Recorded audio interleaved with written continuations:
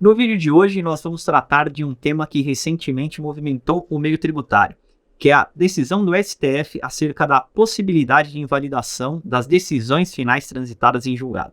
Então, se você quer saber mais sobre esse assunto, eu convido você a ficar até o final desse vídeo, que você não vai se arrepender. No último dia 8 de fevereiro de 2023, o STF decidiu, por unanimidade, que as decisões finais transitadas em julgado podem perder o valor caso a Corte firme entendimento contrário. Ou seja, empresas que tinham conseguido o direito adquirido de não pagar determinado tributo via judicial, pode ter esse direito extinguido caso a Corte entenda futuramente que esse tributo ele é devido. O álibi utilizado pelo STF foi o princípio da equidade, ou seja, de que dois contribuintes na mesma situação não podem ter tratamentos diferentes. E vamos a alguns detalhes da decisão do STF. Ela foi tomada em sede de repercussão geral, ou seja, esta decisão vale de guia para todos os processos que venham a tratar dessa mesma matéria em todas as esferas judiciais.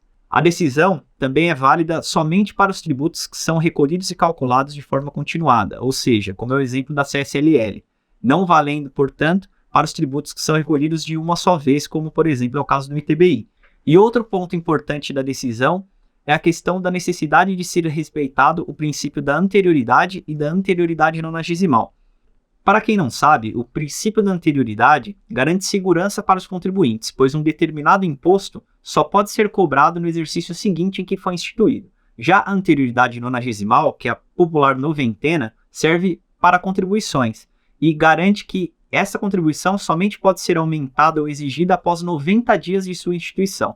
Onde está então o problema? Para situações em que o STF já teve decisão contrária a eventuais decisões judiciais do passado. Então, trazendo o exemplo.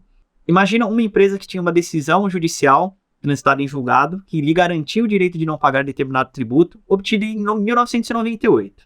Ela vinha normalmente, respaldada por essa decisão não pagando esse tributo, porém, em 2007, o STF firmou o entendimento da matéria, dizendo que o tributo deveria ser pago. A partir de então, todos os contribuintes começaram a fazer essa tributação, porém essa empresa que tinha a decisão final transitada em julgada, ela não ofereceu a tributação acreditando que ela estava amparada por essa decisão judicial.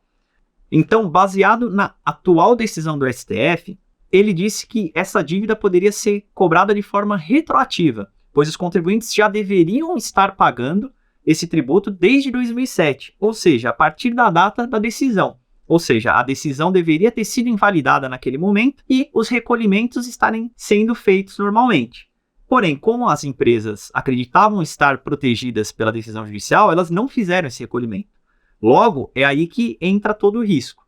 Portanto, as empresas que se encontram nessa situação passaram a ter uma possível contingência a ser reconhecida em seus balanços. Então, esse reconhecimento de um possível passivo, pois elas não vinham recolhendo o tributo desde 2007, acreditando que estavam amparadas pela decisão judicial. Porém, o STF, no seu pronunciamento e na sua decisão, deixou claro que o fisco, a Receita Federal, o Estado ou o município, poderia retroagir a 2007 e fazer a cobrança desse tributo que não foi recolhido, respeitando-se, claro, o prazo prescricional, ou seja, a Receita Federal ou qualquer ente só pode voltar 5 anos para fazer a cobrança dessa dívida. E é aí que surgiu toda a questão e todo o imbróglio relacionado a essa decisão e a esse tema. Os principais casos em que essa situação ocorreu foi a incidência da CSLL sobre o lucro, a incidência do IPI nas mercadorias importadas para revenda, a contribuição patronal sobre o terço de férias e a incidência da COFINS sobre as sociedades uniprofissionais.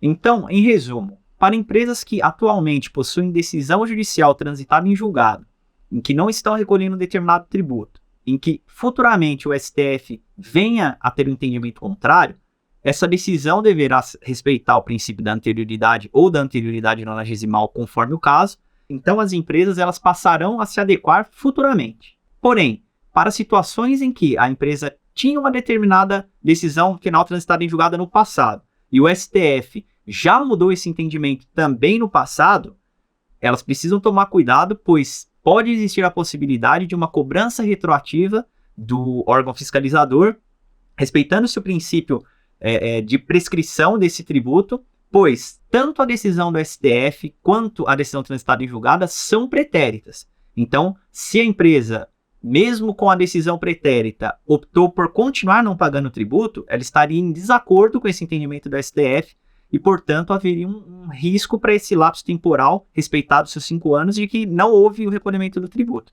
E é aí que precisa ser avaliado individualmente, caso a caso, conforme o tema, se haverá risco ou uma possível contingência a ser reconhecida, pois pode sim haver o risco de um tributo não recolhido nesse período. Agora que você já entendeu mais sobre esse assunto, eu convido você a deixar o seu like, e você quer obter mais informações do meio tributário, eu convido você a se inscrever no canal da Baker Tilly e também não esquecer de ativar os sininhos da notificação para sempre ser avisado quando sair vídeo novo no canal. Então é isso, continue nos acompanhando e até o próximo vídeo.